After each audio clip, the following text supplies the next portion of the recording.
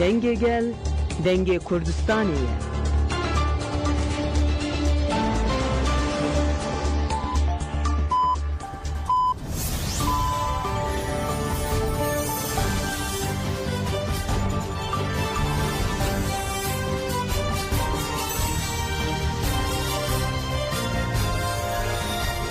ئەم کاتتان باش بیسەرانی هێژار لا ناوەندی هەواڵەکانی رادیۆ دەنگی گەل بە یارمەتی هاوکارانم کەشتی هەواڵەکانی ئەمڕۆ 30 ئەیلولی 2024تان پێشکەش دەکەین. لە شاری هەمبۆرگی ئەڵمانیا دەیان کوردستانی و ئازادی خواست بە دروشمی ئازادی بۆ ڕێبەری گەلی کورد کۆبوونەوە و لا ناوەندی شارەکە ماراسۆنیان ئەنجامدا.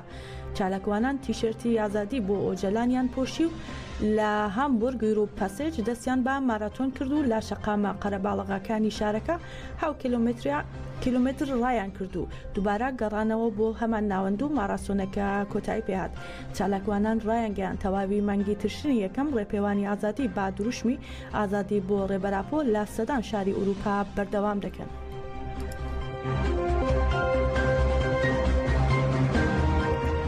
لە بەیاننامەیەکدا بە ناوی سەرجەم ناوەندەکانی ئوروپاوە کە جەدەکە ئوروپا چالاکی و ئەو مەراسیمانەی کە لە نێوان یەکی تشرینی یەکەم تا 16 تشرینی دووەم بۆ دەستەبەرکردنی ئازادی جەستەی ڕێبەری گەلی کورد عەبدوڵڵا ئۆجەلان و چارەسەری پرسی کورد با ڕێگای دموکراسی بەڕێوە دەچن بانگەوازی بۆکردن. نوێنەرانی ڕێکخراوە کوردیەکان با بڵاوکردنەوەی بەیاننامەیەک داوایان کرد ڕۆژی 16 تشرینی دووەم ڕێپێوانێکی بەرفراوان لە شاری کۆڵنی ئەڵمانیا ئەنجام بدرێت و لە بەیاننامەیەکدا ئەنگین سەوەر هاوسەرۆکی کەجە دەکا ئەوروپا ڕێگەیان پێویستە گەلی کورد واز لە ژیانی یاسایی و ڕۆژانەی خۆی بهێنێت و بەشداری چالاکیەکان بن.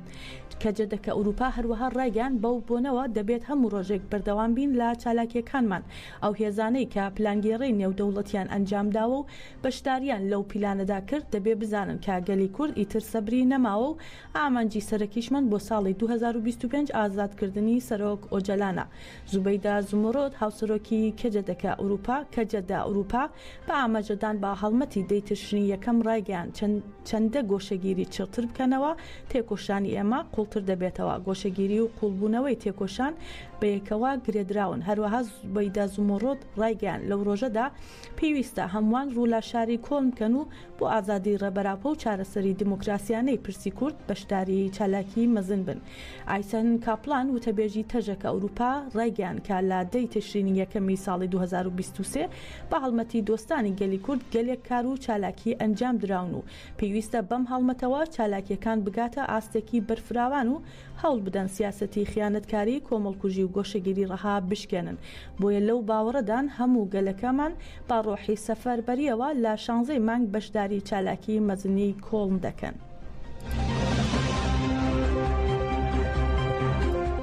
لا دژی گۆشەگیری تون لەسەر ڕێبەری گەلی کورد عەبدوڵڵا ئۆجەلان بە پێشەنگایەتی بزوتنەوەی گەنجانی شۆڕشگێڕی سووریا و یەکێتی ژنانی گەنجی کەنتۆنی عەفرین و شەهبا و با بەشداری هەزاران گەنج ڕێپێوانێکی جەماوەری بەڕێوەچوو.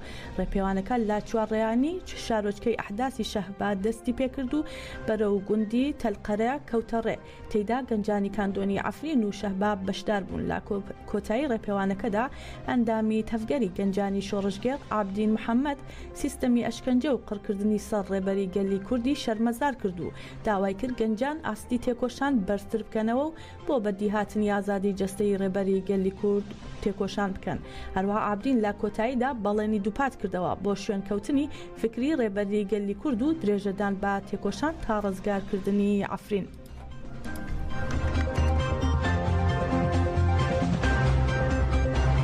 کۆنگرەی ستار و یەکێتی ژنانی گەنج لە کانتۆنی فرات لەگەڵ نزیکبوونەوەی 26 ساڵەی پلانگێڕی نۆی تشرینی یەکەمی 1998 دژی ڕێبەری گەلی کورد ڕێپێوانێکیان ئەنجامدا. لەو بارەوە ئاڤاشین میتسۆ ڕایگەیان ژنان بە دەستەبەرکردنی فەلسەفەی ژنجیان ئازادی سیستەمی ئیمراڵی لەناو دەبن و ئازادی جەستەی ڕێبەرا و جەلان بەدەست دەهێنن. هەروەها ئاڤاشین وتیشی 26 ساڵە ڕێبەراپۆ بەرخۆدانێکی بێوێنە بۆ ژنان و گەلی کورد و مرۆڤایەتی جێبەجێ دەکات. ڕێبەراپۆ خەباتی خۆی بۆ پێکاتی کورد دەست پێکرد و بەڵام ئێستا دەبینین ئایدۆلۆژیاکەی بووەتە جیهانی هەموو مرۆڤایەتی لەخۆ گرتووە و بەتایبەت بۆ ژنانیش. هەروەها ئاڤاشین ئاماژەی بەوەش کرد ڕێبەراپۆ بووە بە سەرچاوی ئازادی و بژانەوە. ڕێبەراپۆ دەڵێت سەدەی 21 ئازادی ژن و کۆمەلگایە، بۆیە با فەلسەفەی ژن ژیان ئازادی ئەم سەدەیە دەگۆڕین بۆ ئازادی ژن. ئەو فەلسەفەیە کە پشت بە ئایدۆلۆژیای ڕێبەراپۆ دەبەستێت ئێستا بەربڵاو بووە.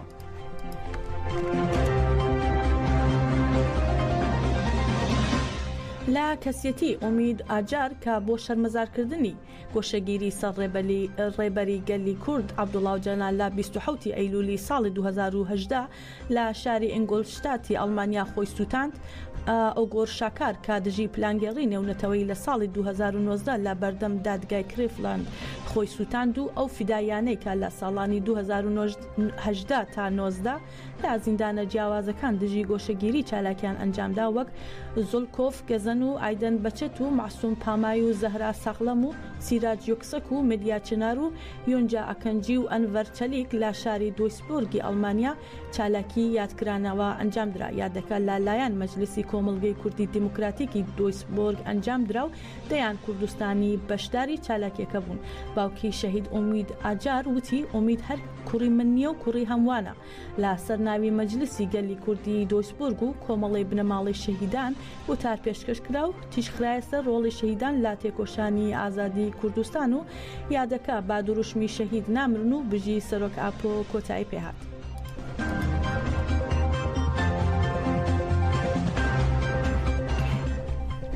ناوەندی ڕاگەیاندنی هێزەکانی سووریای دموکراتیک قەسەدا ناسنامەی دوو شەڕوانی با ناوەکانی جوان قاسمی و دۆزڤان کۆبانی کە لە 25 ئەیلول لە منبەج شەهید بوون ئاشکرا کرد.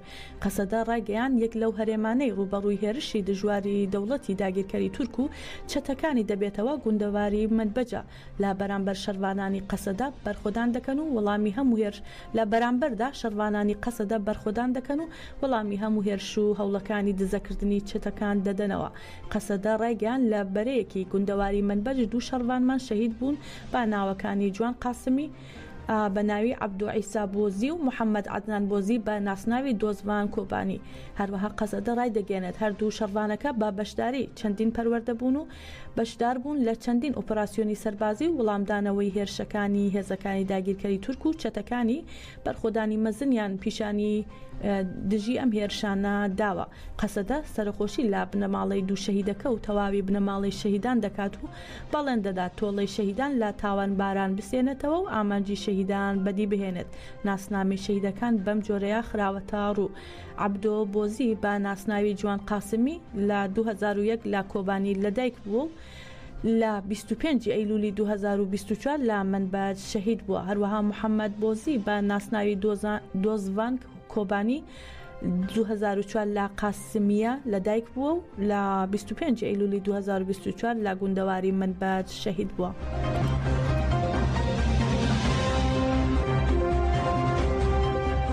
هەروەها بۆ شەهیدانی ئەندامانی هێزەکانی یاسایشی ناوخۆ مەروان ئۆسۆ، عومەر عابد و عومران حەسۆنی کە لە 26 ئەیلول لە هێرشی چەتەکانی داعش لە سەر ڕێگەی حەسەکە هۆڵ شەهید بوون و هەروەها شەڕوانی قەسەدا جانۆ بە ناوی محەممەد شەمدین مراسمێکی شکۆدار ئەنجامدرا.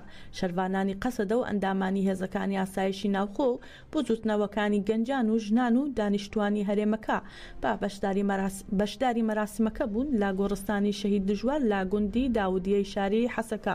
لە سەرناوی ئەنجومەنی بنەماڵەی شەهیدانی شاری حەسەکە فاتمە عەلی قسەی کرد و سەرخۆشی لە بنەماڵەی شەهیدان کرد. فاتیمە ڕایگەیان شەهیدان پایەی بنیاتنانی وڵاتن و با خوێنی خۆیان وڵات ئاو دەدەن. هەروەها ئاماژەی بۆش کرد ناتوانن با قسە وەسفی شەهیدەکان بکەن.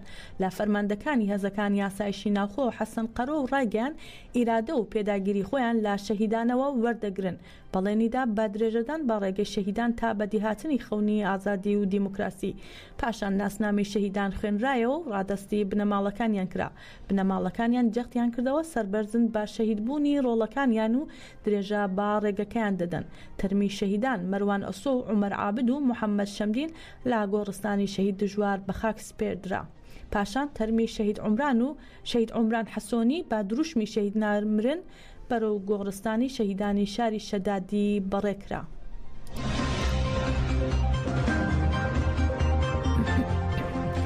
عباس عراقچی وەزیری دەرەوەی ئێران لە بەیاننامەیەکدا ڕایگەیان کوژرانی جێگیری فەرماندەی سوپای قودسی ئێران عباس نیلفروشان لە لوبنان بێوەڵام نابێت. میدیاکانی ئێران لازاری عراقچیەوە ڕایانگەیاندووە ئیسرائیل هەیە من نابێتەوە و ئەوەی لە لوبنان ڕوویداوە بێسزا نابێت و هۆشداریشیدا لەوەی ناوچەکان لا دۆخێکی مەترسیداردایە. نیلفروشان لە هێرشەکەی ئیسرائیل کە حەسەن نەسڕڵڵای سەرۆکی حیزبوڵڵا کردبووە ئامانج لە باشووری بەیروت گیانی لەدەستداوە. هەروەها ئاژانسی هەواڵی تەسنیم بڵاوی کردوێتەوە عراقچی لە کۆتایی سەردانەکەیدا بۆ نیویۆرک ڕایگەیاندووە با دڵنیاییەوە ئەمە خەسارێکی گەورەیە بەڵام نابێتە هۆی هیچ پەککەوتنێک بۆ بەرخۆدان هەروەک کوژرانی نەسڕڵڵا.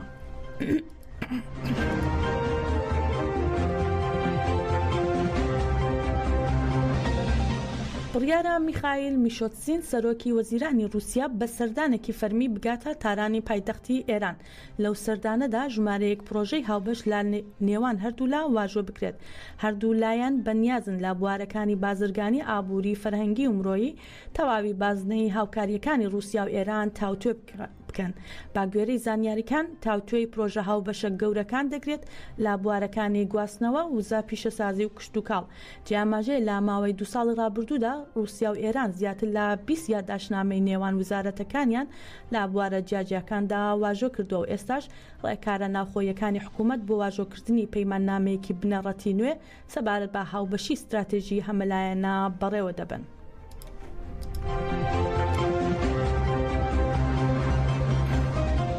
هاوڵاتیەکی ڕۆژهەڵاتی کوردستان بە ناوی مەتین قسمەتی خەڵکی ورمێ و دانیشتووی دووکڵی سیلڤانە لە کاتی ڕۆیشتن لە لایەن کەسانی ناناسراوە و کوژراوە. ئەم هاوڵاتیە لە ڕێگەی کۆڵەبەهی بۆ سوولە دووکەڵ بە چەکی کلاشینکۆڤ لە لایەن کەسانی نەناسراوە و کوژراوە. لە ئێستادا هیچ زانیارێک دەربارەی هۆکار و پاڵنەری کوژرانی ئەم هاوڵاتیە لە بەردەستان نییە.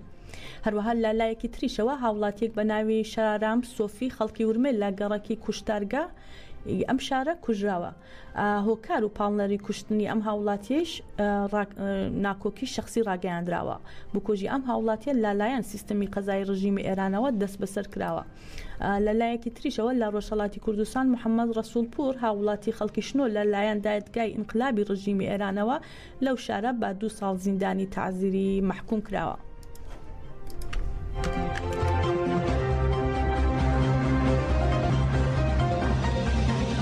کۆنسەی بەڕێوەبەری کۆنگرەی نەتەوەی کوردستان کەنەکە لەبارەی ئەنجامدانی هەڵبژاردننی خولی شەشەمی پەرلەمانی هەرێمی کوردستان بەیاننامەیەکی بڵاو کردەوە و ڕایگەیان ئەم خولەی پەرلەمانی باشووری کوردستان پڕ ئالۆزترین و قەیرانیترین خولی هەڵبژاردننی پەرلەمانە. بۆیە ئەم هەڵبژاردنە گرنگە و پێویستە خەڵک بچنە سەر سندوقەکانی دەنگدان و دەنگ بە کاندیدی نیشتمان پەروەەر بدەن کە بەرژەوەندی گەلەکەمان بپارێزێ. هەروەها ئاماژیان بەوەش داوا دڵنیان کە گەلی باشووری کوردستان هۆشیارن و دەنگی خۆیان بەو بربژێرانە دەدەن کە بەرژەوەندیە باڵاکانی خەڵکی کوردستان دەپارێزن و بەرگری لە دەستکەوت و ماف و ئازادیەکانیان دەکەن و بۆ کوردستانێکی ئازاد و دژبا داگیرکاری و پلانی نەیاران تێدەکۆشن. هیوای گەورەی ئێمە ئەوەیە لە ئاکامی هەڵبژاردنێکی ئاوا دروست و بەجێدا ئەنجامەکەی قبول بکرێت و دوایش حکوومەتێکی کارا کا وڵامدەرەوەی خواستەکانی دەنگدەران و هەموو گەلی کوردستان بێت دابمەزرێت و دەست بە کارەکانی بکات.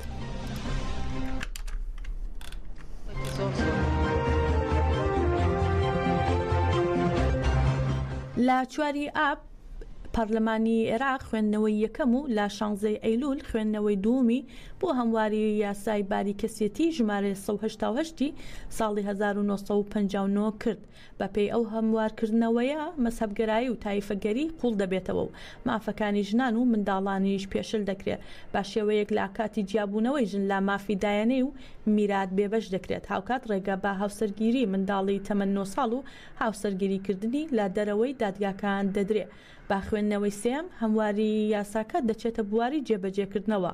ئەمەش بۆتە هۆی ئەوەی لالایەن ڕێکخراوەکانی بواری مافەکانی ژنان ناڕزایەتی دەربڕێت و داوای نەپەڕاندنی پرۆژە یاساکە بکەن. لەو بارەیەوە چالاکوانانی بواری مافەکانی ژنان لە شاری سلێمانی باس لەوە دەکەن یاسای باری کەسی لە بەردەم مەترسی هەموارکردنەوەدایە و جەخ دەکەنەوە هەموارکردنی ئەم یاسایە پێشلکردنی مافی ژنان و منداڵانە و دەڵێن پێویستە هەمووان هەڵویستیان هەبێت و بە یەک دەنگ لە دژی بوەستنەوە.